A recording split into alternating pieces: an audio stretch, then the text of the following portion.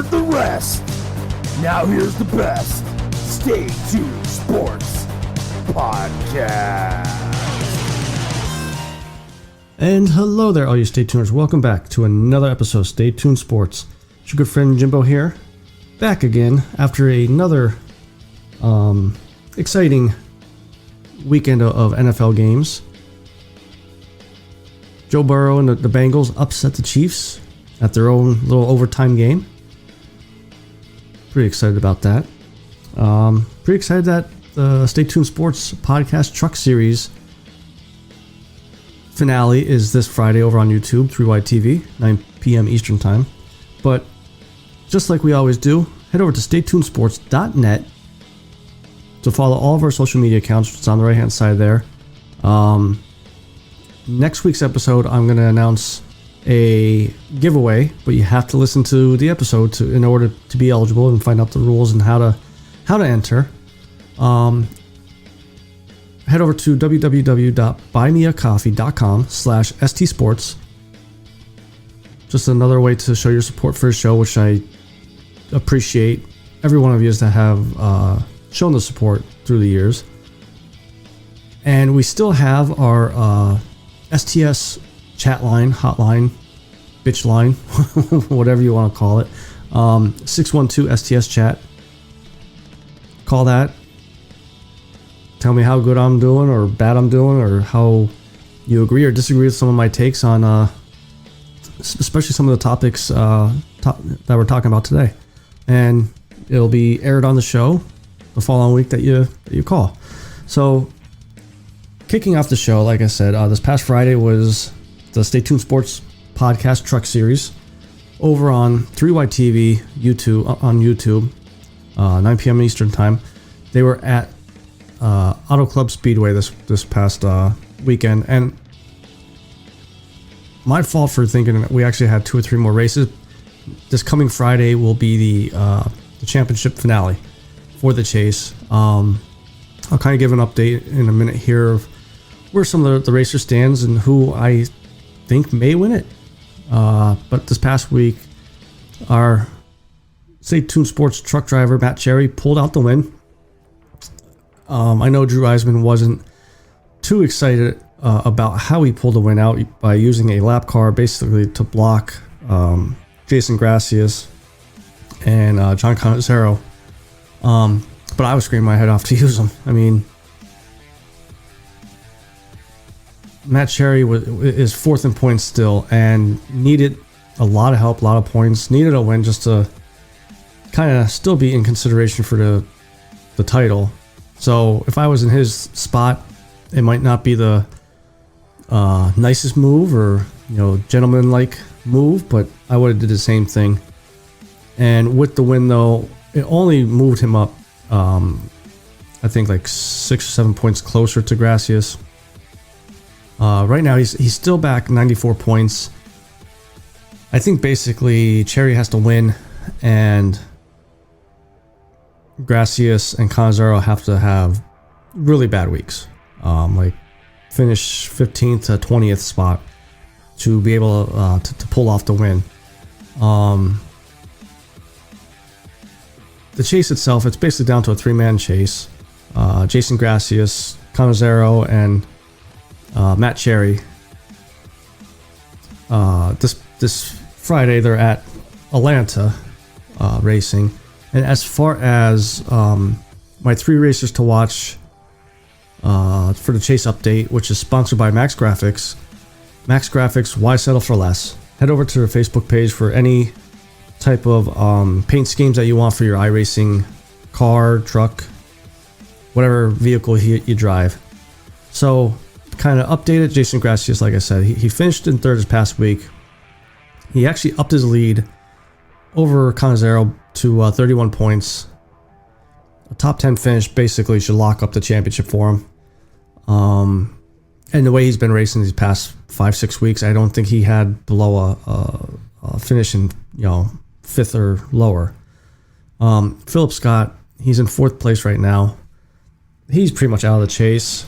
He's behind 300 points, so there's no way really for him to catch him. And John Canizero had a good finish, came in second. He's still fourth in a chase, or I'm sorry, I forget where he's at. I thought he was in fourth, but he's about 50 points back from Jason Gracias. No matter what, he needs a win. He's been, other than I think the first race in the chase for the championship, he's been pretty consistently up there. So if he could pull off a win, and again, this all boils down to Jason Gracias having a bad week. I mean, I've been watching iRacing now for, I would say, about 2-3 years now, you know, with our boy Scott Crump over at Erska, which they kick off February 7th, this coming Monday. So make sure you head over there and root on Scott to win the first race of the season. He had an outstanding, we've seen, you know, Scott have an outstanding regular season, make it to the playoffs only to lose out because of a bad week. And that's what it's boiling down to for Jason Gracias, but he hasn't shown any signs of bad weeks lately. So I think he's going to pull it out.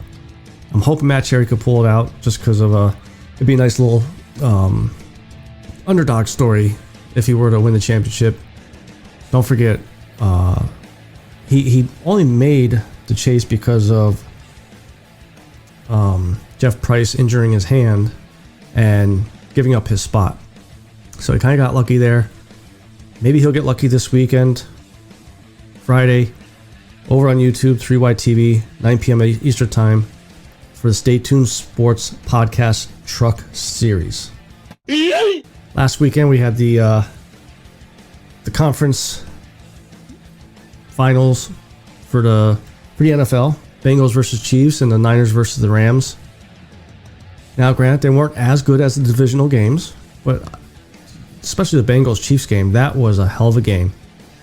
I was rooting for Burrow and the Bengals just because, like I said plenty of times on the show, I like Mahomes, I like Andy Reid. I just cannot stand Mahomes' fiance and brother. And it made me so happy to see that they lost. Even if it was to the Browns or any other team in the AFC. Just so happy they lost. So we don't have to see TikTok videos or that horse mouth of a fiance Patrick Mahomes has. But the thing that Burrow impressed me about was he never wavered. They were down 18 points, just like week 17, and brought them all the way back to win in overtime, which is funny because when it went to overtime, Chiefs won the toss, came across the scroller. No NFL team has ever won back-to-back overtime games. And in 13 seconds of their first drive in the overtime, Patrick Mahomes throws a interception, only for Joe Burrow to march down the field and get the game-winning field goal. In only his, second or third season? You know, it's a nice story, and this is why I'm pulling for him. I mean, he blows out his knee last year. He was having another really good season. And I'll admit, you know, when he got drafted, I didn't think he would be where he's at now, you know, playing this good. But the Bengals versus the Rams Super Bowl, I'm not going to get my prediction this week. I'll give it next weekend. But I will admit, I am pulling for Joe Burrow and the Bengals. If that offensive line could just keep him upright, it's only a matter of time before him and Jamar Chase get it going. Because, I mean, we saw that with the Chiefs game. Chiefs, you know, had Chase, under lock, and second half came and was able to, you know, move him around and start throwing on first down instead of running, which was given a lot of single coverage for Chase, and they were able to start connecting. As far as the Rams 49ers game, I'm just going to start off by saying this. I don't blame Garoppolo totally for that interception. Two reasons why. That offensive line just seemed like all game, even though there was no sacks, was always collapsing around Garoppolo, so he had to rush his passes to begin with. And the second reason is the dude he threw it to, I forget the guy's name, it hit off his hand. It wasn't like it hit off the tip of his fingers. He should have caught that. And unfortunately, he didn't. And that's what sealed the fate for the 49ers. I was pulling for Matthew Stafford at the Rams. I don't like Jalen Ramsey. So I kind of don't like, I was more pulling for Stafford than the Rams team. Because for Stafford to endure all that misery in Detroit for all those years, he deserves it. And he's a hell of a quarterback. And Stafford and Cooper Kupp, which, again, for us Eagles fans out there, let's not forget, yes, how he missed on DK Metcalf, how he missed on Justin Jefferson, but Cooper Kupp was begging Howie Roseman to draft him to be a Philly. He wanted to be an Eagles. He wanted to play for the Eagles, and 3 for 3, Howie messed up. So I don't know how I feel about this matchup, Bengals versus the Rams. I mean, obviously the Rams have a very good defense, very good offense. I don't know if the Bengals have a good enough defense to slow down that offense to give Joe Burrow a chance to be one of a kind. Another thing that popped up during the week about Joe Burrow, no quarterback has ever in the history of NFL won the Heisman, won the NCAA championship, and won a Super Bowl. So he could possibly be the first. And that's up there with like the Dan Marinos, the Steve Youngs, the Hall of Fame quarterbacks. And here's a kid, second year in, already being mentioned in that class. With the Super Bowl coming up and the Pro Bowl coming this weekend, obviously I'm not going to tune into the Pro Bowl. I'll probably end up tuning into the race at the Coliseum. So make sure you guys head over to the ST Sports Podcast Twitter page, because I may be live tweeting about that. The NFL awards will be coming out. I think they said this weekend during the Pro Bowl, or maybe it was next Saturday, the Saturday before the Super Bowl. So I picked 3 awards for myself to name the winners of. Obviously, Coach of the Year, MVP, and Comeback Player of the Year. Here's my picks. So Coach of the Year, I mean, really, you guys may say I'm being biased, this and that. Really boils down to, for me, to Zach Taylor of the Bengals and Nick Sirianni of the Eagles. I know you guys are probably like, well, Jim, why the Eagles? I mean, they got bounced in the first round of the playoffs. Well, if you look at Zach Taylor, who made it to the Super Bowl, and his team, they pretty much started kind of the same.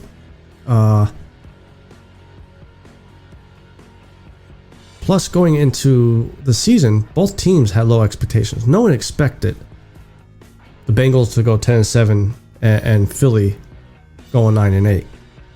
Bengals, you didn't know what you're getting back in Joe Burrow. You didn't know if the offensive line is going to step up.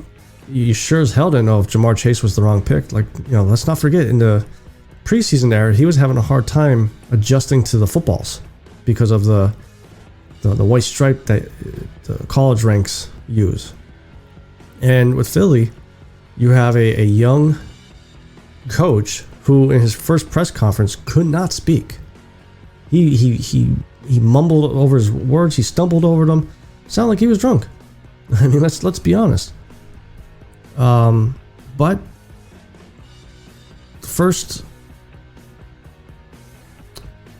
7 games, I think it was, Philly was like 2-5, and they finished 7-3 in their last 10 games. But the Bengals, in that same 10-game span, were 5-5. And the reasoning being is Nick Sirianni realized the running game was the way to go. And once they figured out that running game, they were the best running team in the NFL. But with that being said, I probably still would take Zach Taylor just for the fact that a lot of these voters are supposed to vote on how they perform in the regular season, but you know damn well they let the playoffs influence them a little bit. So the fact they made it to the Super Bowl, the fact that they came back from 18 points down against a Super Bowl team, he has a lot more feathers in his cap than Nick Sirianni. So I think Zach Taylor's going to win the Coach of the Year award there, and rightfully so. MVP, again, if I think I talked about it last week, it's basically just down to Aaron Rodgers and Tom Brady. If Tom Brady pulled off that comeback against the Rams, he would have been a lock, because again, some of these voters like to use the playoffs included into their decision making. I mean, you look at the stats, Aaron Rodgers, he wasn't as good as last year, but he was still very good. Tom Brady was as good as last year. But here's, I think, where the difference is going to hold Brady back from getting the MVP. Yes, Rodgers had one game that he didn't play in, and Green Bay struggled mightily. But Brady got shut out by the Saints. And I think at that time,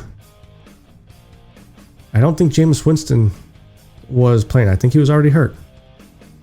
So that may be a little bit of a black mark on Tom Brady's season.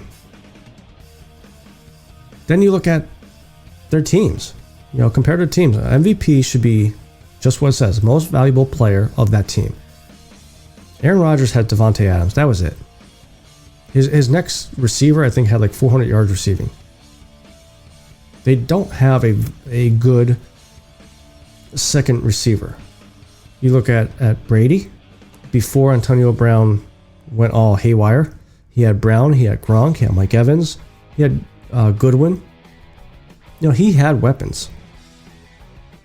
So I think Rodgers is definitely going to be the one to win the MVP, and I think it's kind of leaked out there that he already did, because some of the sports book sites have taken off that bet and are no longer taking any more bets for it.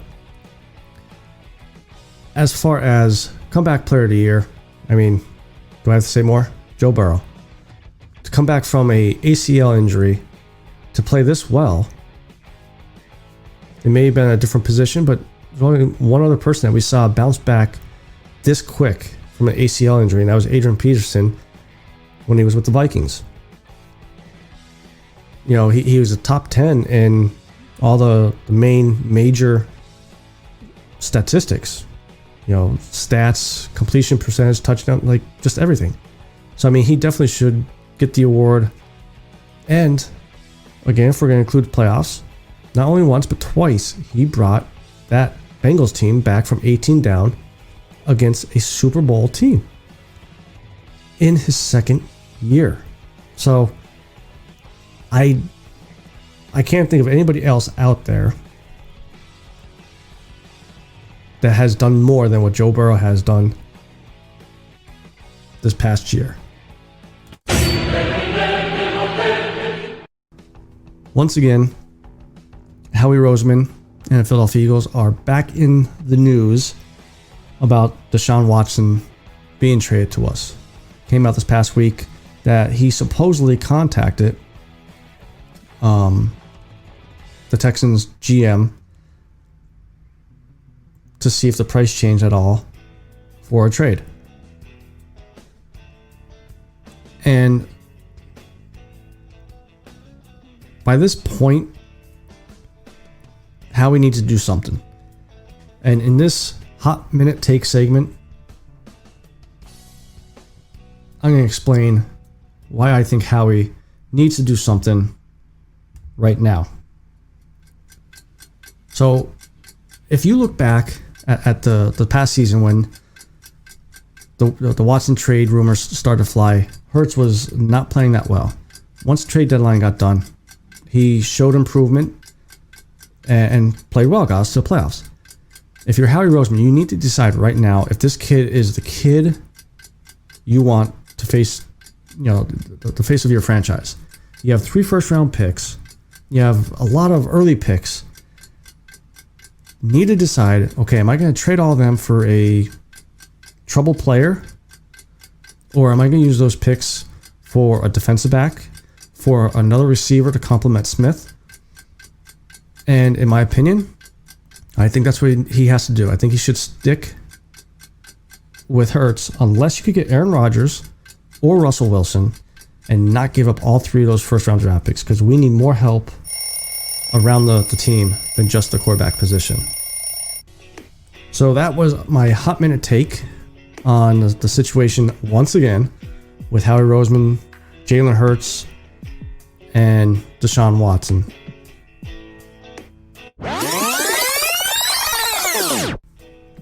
Before we go, there's one other topic I want to touch on a little bit here, and it happened earlier in this week. I think it was like Monday or Tuesday it happened, and that's the unwritten goalie rule in the NHL, where you're not allowed to hit the goalie.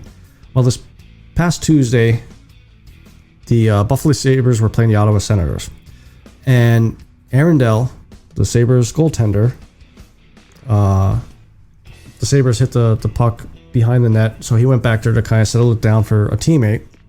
So he left the crease, and as the Senators forward, Drake Batherson, came in to, try to get the puck, Dell just laid him out with a shoulder block, basically, making Drake, fly into the board, and he sustained a sprained ankle, meaning he's out of the All-Star game because he already got voted into the All-Star game. But also, he may be out for several weeks, according to some of the team sources. And after seeing that, the question has been brought up. Should players be able to hit goalies leaving the crease? Now, I've been watching hockey for about 7-8 years now, and I never understood this whole unwritten can't touch the goalie rule. If you sit back and watch them, they do a lot more stuff to antagonize some of these players. Like, I think Lundqvist might have been one where he'll try to trip you with his stick, or hit you on the knee to get you a little farther away from him. Some of these goalies like to stay close to the board so that other players can't get around them, so they gotta really force yourself around. My problem is, when you're inside the crease, yes, you should not be able to barrel into the goalie. But kind of like the quarterback rule here in the NFL, when you're inside the pocket, you're a quarterback. If you escape the pocket and start running, you're a runner. You could get laid out. And I think that's how it should be here. I think if you leave the crease, you should be able to lay out the goalie. If you're man enough to try to get involved in the play, and you have a lot more padding than some of these players, at least it looks like and seems. You should be able to, okay, I see him coming in, I'm gonna try to, protect myself and check him, body check him. And, Aaron Dell gets a 3-game suspension. Should have been longer, especially if this kid's out, multiple weeks. 3 games for a goalie is like a pitcher, a pitcher pitches once every 5 days. This goalie may play 2 out of the 4 games of that week. But that 3rd game that he's sitting, it counts. Like, there should have been some type of wording in there that, somehow you're out for a week, 7 days, instead of 3 games. And I think, honestly, I know they're worried about player safety and stuff like that, but again,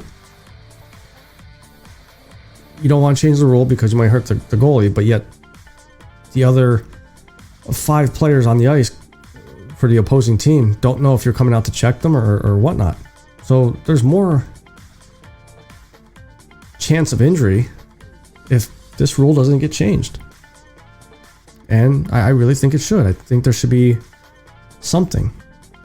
Not sure what. I don't know if they do a penalty that, if a goalie comes out of the crease and checks a guy, it should be a some type of penalty, interference call, or whatnot. So I think that's going to be it for this week. Before I go, though, like I said, I'm going to be tuning in to the Coliseum NASCAR race this weekend. I'm curious to see how it is. I've seen pictures of the Coliseum. I think it looks cool. As a person that's on the outside, pretty much on the outside, looking in at the sport, it may get me hooked. You know, I watched a couple races last year, which, like the road courses, I don't know. I'm curious about it. I'm excited about it too. So I don't know how some of you iRacers out there, NASCAR fans out there feel about it. Call the STS chat line, 612-STS-CHAT. Let me know what you think. Head over to staytunesports.net for all of our social media accounts. Our merch tab's up top there as well. And head over to www.buymeacoffee.com/STsports. Just another way to show your support to the show, which in turn will help the giveaway for next week for the Super Bowl. So make sure you guys tune in next Thursday morning, 7 a.m. Eastern time, and follow the rules that I'm going to announce on the show. And just want to give one last shout out to Max Graphics. Max Graphics, why settle for less? Any type of iRacing paint schemes you need, or if there's any NASCAR guys out there, hit them up and they'll make some good paint schemes for you. They definitely had some nice ones Monday night in Erska. Chris Darling and Drew Eisman were in the duels there. Chris Darling will be racing in the opening Erska race Monday night. Forget about Drew Eisman if he made it or not. But a lot of the guys we had on the show here are making the jump to, more competitive leagues, bigger leagues, and I'm excited for them. I'll be rooting them on. Till next week, it's your good friend Jimbo, signing out.